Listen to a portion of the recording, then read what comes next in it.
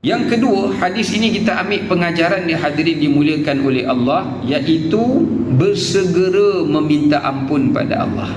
Sebab hadis ni jelas menunjukkan pada kita bahawasanya kalau siapa yang berbuat dosa di waktu malam, segera dia bertaubat sebelum siang. Kalau siapa berbuat dosa di waktu siang, segera bertaubat sebelum datang padanya waktu malam. Mungkin ada orang yang bertanya kan, bila umat Islam dikata ni dapat diselamatkan?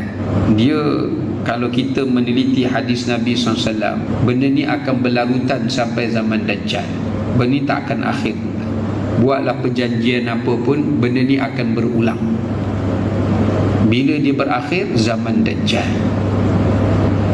Zaman tu Nabi Isa AS turun, dipimpin oleh Imam Mahdi Muhammad bin Abdullah, nama beliau Al-Hasani, daripada keturunan Hasan radhiyallahu anhum. Jadi dia akan bawa tentera Islam berbai'ah dengannya dan berperang memerangi orang Yahudi.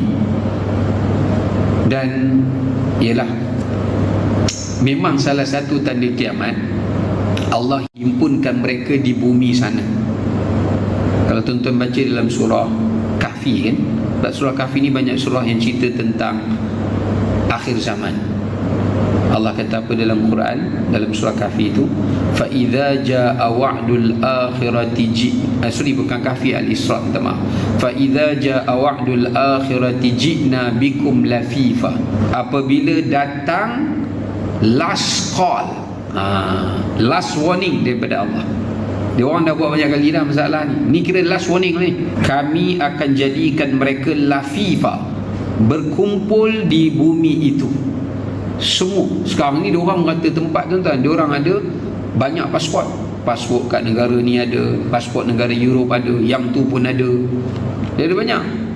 Nanti sampai satu masa diorang semua akan duduk kat situ, berhimpun kat situ.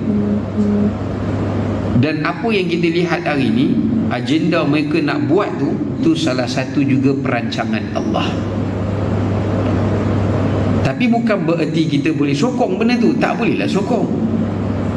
Sebab Allah cerita kepada kita agenda mereka, kita kena menentang. Cuma kalau Allah benarkan ia berlaku dan berjaya, itu juga tanda kehancuran mereka.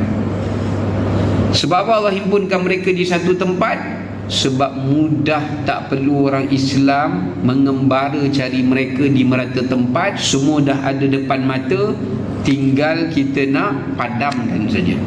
Nak tengok full video ada di sini.